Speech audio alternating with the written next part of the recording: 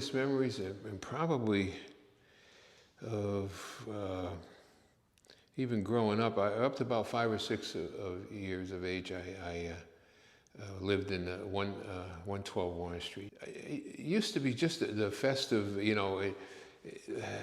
atmosphere down in that area, especially with the Italian church. And I used to remember the festivals, which were right around the corner from our house, the church would have, and that was always something you look forward to every year. And the whole street just teemed with activity, and the church had a bazaar, outdoor festival, and all. And it was, predominantly the lower end was kind of Italian-based. I'll give you some of the names of the stores that were there. We had Piro's store, you had Frentino's, Cordato's, Morel's, and Gallo's, Riley's, Finn's, Acabas, Bucci's. But in between, there was still the synagogue was down on the lower end of Warren Street. Then there was Lipschutz Market, which was a Jewish market, which was in the 200 block or the 100 block.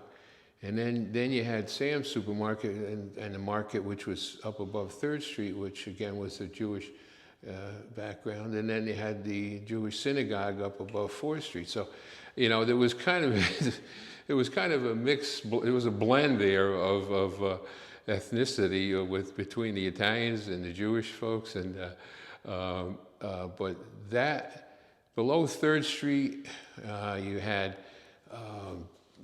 The stores were many. There was there was 2 hotels, which the Howard and the other, and then there was the grocery stores. There was 3 Italian, 2 Jewish, and 3 soda fountains. So, again, my desire to go into the neighborhood was always exciting for me, because where we lived didn't have that kind of exposure to the various means. So any chance I got to go to visit the festival, etc., it was a moment for me, because there was so much going down there to enjoy, the soda fountains and the Italian stores and the rest. There was in the park. Of course, you could go down to Promenade Hill. Down there was always exciting. Look out, over the river and down around the railroad tracks, and the boat launches and stuff. So it was kind of always a treat for me to be able to get down and visit my family and get away from home. My aunt and my uncles, my 2 uncles were involved with Legs Diamond and were bootlegging for him. And of course, I would catch up on all these different stories. And then when Legs Diamond was in town, it was a barbershop right up the street below 3rd Street. And when the shades were down, you knew Legs Diamond was getting a haircut, so everybody stayed clear of there. But my grandmother lived at 110 Warren, or 210 Warren Street, and she came over from Italy, and they must have got wind that her garage was being used as a warehouse in the back. The federales came, they hit my grandmother up, and she pled the 5th, and of course, in her Italian broken way, he was like, I don't know, I rent the garage to 2 men, and I don't know who they are, they just to pay me a little money. I go, so next thing you know, they raid the garage, of course, break open all whatever was there in the booze, and of course my grandmother came out unscathed from it all. But I would entertain some of the and pictured some of this stuff in my mind too, that what was going on at the time, and my aunt and uncle also, during the holidays, had gotten a case of champagne from Legs Diamond, and it was in the closet.